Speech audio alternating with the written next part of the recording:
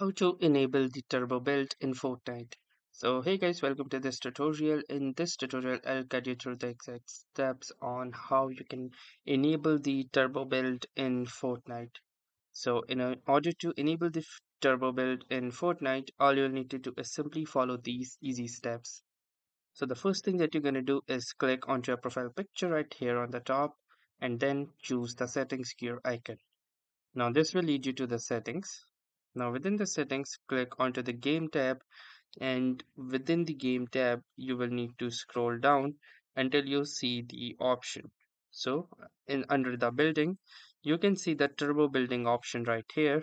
So in order to enable the turbo building, if you will enable it, holding down the build button will automatically continue to build the selected piece when looking around, and turning it off will set each building to require one press. So to enable this, simply click onto this right arrow, and once this is turned on, click onto the apply button, and then you can go back and your setting is applied. So that was all for this tutorial. Thanks for watching and have a nice day.